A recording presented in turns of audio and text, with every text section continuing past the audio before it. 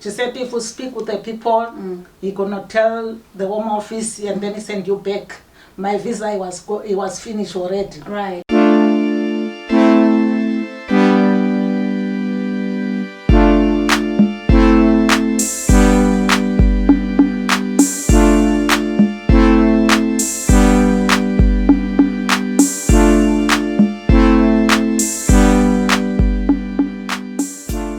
Hello and welcome to Inspire. My name is Martha Wanyirikira. Today I have a story of a victim of modern slavery. Her name is Chipo. Chipo is a mother. Chipo is from Zimbabwe. Chipo has been living in the UK for over 20 years as a slave. Chipo is right here with me. Obviously, for confidential reasons, I'm not going to show Chipo's face to you, but she's here and Chipo is willing to share her story because she believes that it can help many of us. And here she is. Chipo, welcome to the show. Welcome. How are you today? I'm fine. Lovely to see you. Nice to see you too.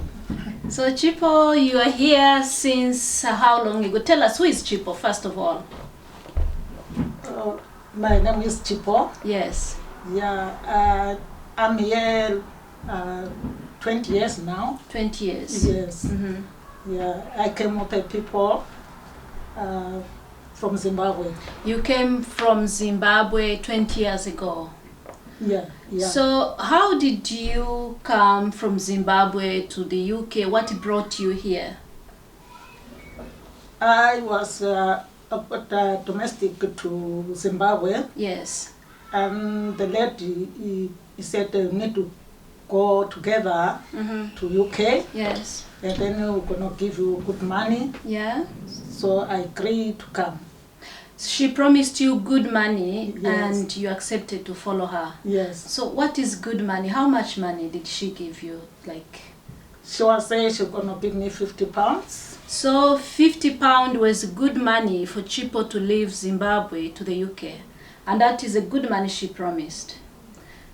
So how much were you earning in Zimbabwe? Because if you think £50 a month was a good money. I was earning $8. $8 a month or a day? A month. A month. Yes. So £50 was a big money for you. Yes, it was a big money. And you followed her. Yes. So did you have like a family in Zimbabwe? Were you living on your own? What was your status like in Zimbabwe then? Yeah, I live with those people. I wasn't got my own house. Yes. And I was got also my children. How many? My children was 4, but I had to say one is passed away. Oh, sorry to hear that. Yeah. Yeah. So you left your 4 children. Yeah. And you followed this lady. Yeah. Did she have children herself? Yeah, she got 2 children. And it was 3 boys. Yeah, children. So what brought you to work as a domestic work for her? Tell me the kind of agreement you had with her for you to leave Zimbabwe to the UK. The agreement was same thing like I was doing to Zimbabwe. Yeah. I was doing everything, to cook, to clean, to wash, to iron, everything. To look after the children, to know how to take the children to school, everything. That's what I was doing. And then he said, you're going to do same thing. So you looked after her 3 children, you took them to school, you cooked, you cleaned, you did all the domestic work. Yeah. For £50. Did that feel like really good money as you thought for all that work? If he was giving me, it was better because I didn't know anything. You didn't know say anything. How much you supposed to get. So I was to me it was very good money. Yes. Because that time it was said it can be 3 3,000 for 50 pounds. So it was good money to me. It was a good money to you, and you thought with that money you would do like what? What were your dreams like when you left Zimbabwe to the UK to work for £50 a month? And what did you think you're gonna spend that money for? What were your plans really? I was planning to say maybe if I get that money every month, Yeah. maybe I can do something to build the house or to buy the house. But the people, what was said, said you can buy the house with that money or to build the house. So that what was my plan. But he just gave me for first month, and after that, she brought the mother. So, and his husband also, he was there. So I was look out of the mother and his husband and 3 children and she and me. It was 7 people in the house. Oh my goodness. Yeah. So eventually you looked after 7 people in the house. Yes. And again you mentioned that you thought with £50 you could buy a house or you could build a house in Zimbabwe. Yeah. But again she only gave you 1 month. Yeah. So what happened to the rest of the money? No, she was just say I'm gonna give you and sometimes we go to town. If we go to town, maybe you can give me 20 pounds. He said keep it, I'm gonna give you another money, and he's not give me. He said he got no money now. So you lived with her for how long? Because you said that she paid you 1 month. Did you live immediately? Did you work for more? I mean, how long did you live with her until you decided? I lived 4 years with her. Yeah. So what made you leave her again after 4 years? What made you leave her house? I was said to say what the job what I'm doing, and if I'm working for nothing, and I left my children, and then he was do like I just came to see UK. Yes. Yeah. So the problem, she was saying, don't talk with the people and what, but God is great. And then the flat he was living, he said, you need to clean there in the laundrette. So it's me, I was cleaning there in the laundrette, and the people start to talk with me. Right. Yeah. So at the time I was to say, no, even God, he can't look out of you. Why you stay there? And then I explained, he said, why? Why you leave your children and then you just sit like that? So some people said, okay, we can take you to church and then explain also, explain the people again to say that was my story. So Chipo, this woman kept her in her house. You did all the domestic work. You nursed her sick husband. You nursed her sick mother. You looked after her 3 children. You did all the domestic work. £50 a month, and she paid you 1 month. On top of that, she stopped you from having any social contact with people. She stopped you from speaking to anybody. Yeah. Why do you think she said that? Yeah, I was thought maybe she's right, because she said if you speak with the people, you're gonna tell the Home Office and then he send you back. My visa it was finished already. Right. Yeah. So again, in that 4 years, she told you not to speak to the people because you are going to be deported back to Zimbabwe. Yeah. And she made you scared. Yeah. Eventually you met those people and they spoke to you and you decided to change your mind. Yes. But in those 4 years, you say that your documents were expired, your visa. Yes. So tell me, did you have like the right to see the GP if you're sick? Were you registered anywhere, or you are just living with her and nobody knew that where you lived, whether you are in this country or not? No, I wasn't. He never explained me about the GP. I was just stay like how I stay. Sometimes if I'm sick, I just take painkiller. So you just treat to yourself? buy, yeah. Yeah. So you never had access to see the doctor whenever you're sick? No, he never explained me that. Right. Because he was said everything. I'm not supposed to be no to say. If I go to ask up at the hospital, you want to know what I got, what I did. So I was scared again to ask the doctor. Right. So you met the church people, they advised you to leave?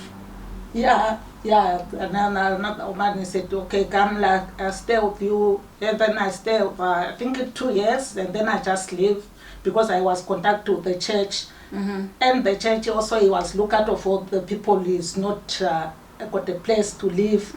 So I decided to say I'd rather to stay to the church. Okay. Yeah. So you stayed at the church, and then for how long did you live with the church people? I'm not sure. I think 5 years or more than that. I'm not sure. So 5 years. How was your life like? Tell us again. You've left that woman who brought you here on false promise, and you lived with her for 4 years. Then you're going to live with church people. You still have no documents, no legal right to live and work here. Yeah. So how was your life like when you lived with church people? Did it change? Tell me how it was. No, it wasn't changed. At least what I can say was changed. Sometimes he was buying for me the things. Sometimes also he just give me maybe £10 to say you can buy what you want. But he wasn't changed. And it was said my life I wasn't free. But you are not free then. Yeah, still. but I said, what can I do now? I don't know what I can do. I was stressed, and I think I left my children. How I gonna know where what is, all that. It was worrying me too much. I can imagine. Yeah. And later, one of your daughters died when you were here. Yeah. But I had before the time he got the people buy for me the phone, and then he start to be search up at WhatsApp, and then I find that to say my daughter passed away. Yeah. After a long time without seeing her. No.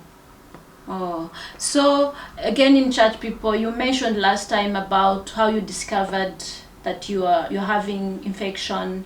When did you discover that? And got somebody, also the lady was working to the clinic, like I think the clinic, like you see the people, the blood, how it is and what. So I was coming the rush all the time in my neck. He said, what is this? I said, I don't know. What is it? He said, no, you need to come. I said, I don't know how I do because I got no doctor and what, but the church was trying to register me to the GP. To the GP. Yes. That time, I think it was 2011. Yeah. So, and then I go. Yeah, I was sick. Sometimes sick, but I wasn't be sleep. The time I go, I said, how we will survive. Because your cells is very, very, very down. I don't know how we will survive. You never sleep. I said no. So I said maybe it's God. Yeah, but I wasn't very, very serious. But he said, oh, your cells is very, very, very, very poor. It's finished. So he started to give me the medicine, and also that he was giving me again the stress. I said, what am I going to do now? And then he tried to explain me, to say, don't worry, you can help everybody. If you get this, you're going to be okay. Yeah. So again, I take you back 4 years. You left Zimbabwe without knowing that you had any sickness. No. You didn't realize that. No. So coming here, you lived all those years. After how long you discovered that you actually had HIV infection? Because I came here in 1999, but you find 2011. That's how you find to say I got HIV. And you don't know even when you contracted it, and you lived that time without having access to the GP. No, to my country. No, even here, all that time she kept you inside. You're actually sick. You needed to see the doctor, but you didn't even know. No, I didn't know. Yeah, I didn't know. And then it gave you stress when you discovered that. Yeah, it gave me a lot of stress. I wasn't sleep thinking, but he was trying also to go to the people that is called organization to help you to be not too For much counseling. thinking, Mhm. counseling, and also you meet one another there. Yeah, that's it. And that helped you. He helped me, but if you go to sleep again, you start to think again. Of course. Yeah. The time we meet others is all said is a sickness, everybody got it. Yes. But if you sleep again, you think. I was very, very stressed. I can imagine. But now, 4 years, 5 years, 9 years now. So then you left the church after 5 years, which makes 9 years. So where did you go again in the other 11 years? So yeah, he got another letter also. He find me also. He was to organization where we go to meet one another. Be sick also. Yeah. She said, if you want to come to stay with me. Also, she was coming also to church. She said, I got my children also. You can help me, but I'm not working. I don't want to promise you to say how much I give you. I said, no problem. I can come. That's how I was living with the woman. All right. Yeah, sometimes he give me 20, sometimes he buy for clothes for me, but he wasn't very bad. But the problem also, he start to treat me like a slave. Okay. Yeah, I start again, I'd be crying all the time. Even if she's there, she take the baby, put in your bag, take the children, go with them to school, and then come back, and it was too much to me again. Everything is me I was doing again. I said, God, why my life is like this? Oh dear. And I came here in UK, I thought maybe I'm going to be good life, but it's most of now I don't know what can I do. So she promised to help you to you thought it was like a better place. Yeah. I was thinking. But she ended up also exploiting you. Yeah. He was coming to my country. Was she also from Zimbabwe? Yeah, she was coming to my country. He said, oh, I look like my mother, and she feels sorry for me. By the way, how old are you? She thought you are like the age of her mother. Yeah. So how old are you, if I may ask again? Me, I was old. Now, how old are you? Now I'm 67. You are 67 now. Yes. You came. Yeah. Yeah. You came when you are around your 40-something years. Yeah, I think so. Yeah, you are so young. You are still young and energetic too. Yeah. Yeah. So she exploited you. Yeah, she started also to exploit me. So my life was very, very. I don't know what can I say. All the time I stay crying. So sometimes I ask her, I want to go to an organization, like Tuesday, we go there, we eat, we do this. So the people start to tell me, do like this, you need to seek the asylum, like this. So is that what I started to try to do that? I asked, I said, is that what I want to do? Because she said, anyway, that you can do, it's up to you. So that was after how many? I don't remember. I think 11 years. You lived with her 11 years. Yeah. And she was actually exploiting you even more. Yeah. And that I said, I can't move everywhere. But tell me, really, now let me ask you one question. She's from Zimbabwe. You speak the same language. Yeah. You know each other's culture. Yeah. And she exploited you. Did you even have a moment to ask her, or did you ask the other one who brought you from Zimbabwe, my sister, why are you doing this to me? And why did they respond to you if you really asked? No, I wasn't asked, Even I grow like that, I was a person, I just keep it to the things. I never asked you to say why you do like this. You never asked why they are doing that to you? No. And they never felt like they're doing wrong to you? No, she wasn't seeing, and I wasn't sure. Sometimes, I just cry myself, but if I wasn't sure to say something worrying me. Right. Yeah. So, now you went to seek for asylum after all that. Yeah. So what made you think that you needed to ask for an asylum? I said maybe if I seek the asylum, maybe at least to say I'm here in this country. Right. I don't want to stay hiding. That's why I said I rather to seek the asylum, even if it's not strong. At least to say I'm here in this country. I don't want to stay hiding. Right. And what I gonna do if I stay hiding? Yeah. So you chose to disclose to the government that you are here. It sounds like someone advised you to do that. Why did you do? Why did you not do that since like the first 4 years maybe, and until you had to wait for all that time to ask for asylum? Did someone advise you or? Yeah, someone advised me the way I said it was a good organization that he was helping also the people. What your problem? What is it? So I tell him the problem. He said, no, do this, and then he find the lawyer to me. Right. And then he started to. So did that help? Yeah, he helped me. He gave me support worker. Also, he was helping me to support me to. If I do something, he helped me to let's do this. Yeah, that he was helping me that time. Right. Yeah. So it was helpful that you actually let the Yeah. government know that you're here and they Yeah. gave you the support you needed. Yeah. So did that stop the exploitation? Nobody exploited you after that? How was your life like after you declared yourself that you're here? Yeah, it wasn't too bad, but sometimes, you can think we are a person who can think but what is going to be happening and what he going to say to me, all that, but it was much better. At least I was got somebody support me. Right. To say, let's do this, do this. Yeah. So how did it go? Did you get what you wanted? Did they give you documents? Did you? No. He was said, okay, just live there to where that woman where you live, and you sort it out your things. Right. Yeah, don't make to live there, and because you need to be, your address is one address. You mustn't change the address. Yeah, so I do that in 2013. 2015 he said no, it's not asylum, what to say. Yeah. So how did that make you feel? Yeah, I tell my supporter what I said, no, it can be happening.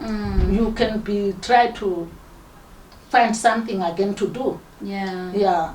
So I find again the lawyer 2017. Yeah, so I start to. So how did you pay the lawyers? How did you get the money to pay? No, I was getting the lawyer for that is not for paying. Oh, you got free lawyers. Yeah. And then you didn't know, because you didn't realize that you're actually a victim of human trafficking.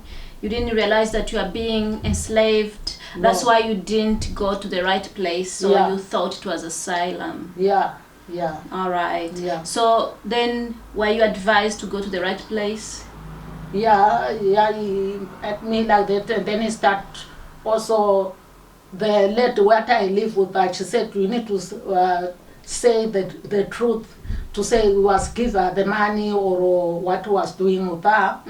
So also she write to say yes, I was. Sometimes I give 20 pounds and what. And then also the church write also the letter to say, yes, this person was like this, so sometimes we help her.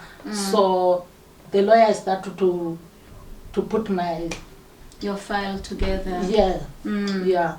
So today, as we're speaking, how is your situation? Yeah, my situation now is okay, but my situation, I look to say now I'm 20 years I'm in this country and I got nothing. At least if I was getting something, or to say I live here, because long time he said if for 20 years you can be getting for the thing to say you need first time he was say 15 years and then he said 20 years. Now I'm 20 years. Now he said my case is not for seeking the asylum. I need to claim, but I need to get the money, and I got no money. Yeah, to try now to say I'm 20 years in this country. That's what he wanting me now. Which money? I don't understand. You need to have money to do it? To pay the lawyer. Or to pay the lawyer yourself? Yeah, he said because 20 years is not for give you the lawyer for free. For free. Now you've got to pay the lawyer Yeah, yourself. so I wasn't working and I'm old and then I got no money. Where I going to get the money for paying the lawyer? The lawyer. Oh, Yeah. yes. Oh, Yeah. yes. So, yeah, I understand. You really came here very young, at 40 something, and now you're into 60s all the 57. time. Yeah. But again, now you're here, the process, you can't afford to pay the lawyer. Would you maybe rather go back to Zimbabwe if someone helped you to go back? No. Why? Because now our country is very, very poor. Even I talk my children, he said, if you come here, you can die. And on top of that, me, I'm a sick person. Okay. Yeah. At least if he said that if I get it to say I can come back, maybe that he can help me. Because the situation for there, he say, I got no water, I got no lights, I got nothing. Right. Yeah. And you need to be on medication. And I got nowhere I gonna go, I got no house. You got no house. Yeah. That's very, yeah. It's very hard to me. I can understand. Yeah. Yeah. But now you've shared your story. How do you think your story is going to help people? What do you want people to take this story like? Yeah, I think you can be check, yes, to say where I came from and until now, my situation, it wasn't easy. Wasn't easy. It wasn't easy. And you had higher expectations. With yeah. £50, you thought you'd buy a house or build one in Zimbabwe. Yeah. But again, even that 50, you didn't get it. I never get it. So I just encourage the people to be strong, because if I wasn't strong and also if I wasn't stay to God, I think now I'd be mentally. Yes. But I say thank you God, because I'm not mental, but I was got the stress all the time, but I'm just give to God. Sometimes that's what I encourage also the people to say, sometimes give to God. I know it's very, very, very hard. To say I came here, I be young, and I got nothing to my country, I got nothing everywhere. It's very, very hard. Yes, I can really, really feel your situation, Chipo. But now, someone, what do you have to say maybe to someone thinking of leaving their country, whether in Zimbabwe or anywhere in Africa, like on a promise that they're going to be given some money and they're going to have a better life in the UK or anywhere in Europe, and they just leave their country? Do you think you made the right decision? Definitely not. So what do you think this person should do if such an offer shows up? Yeah, that I think you need to think, if I was got a good life there to Zimbabwe, I'm sure I wasn't become, but like how he promised me. So I said to the people, sometimes maybe God, if he just said you need to go, you can go. Because I didn't know to say that I was going to be my situation. I was thinking I going to be work, and then after that I go back to my country. But it wasn't what you expected. Yeah, it wasn't like that. So this is Chipo's story, and I really thank you for being honest and sharing your story. I believe it's going to help people learning from your experience so that they don't fall into the same situation you're in now. Yeah. And I hope our followers could help you in one way or another. Amen. Yeah. Amen. So I wish you all the best. Amen. Thank you. And guys, please do share and subscribe and leave a comment below, and let us know how to improve. Thank you so much for watching, and see you next time.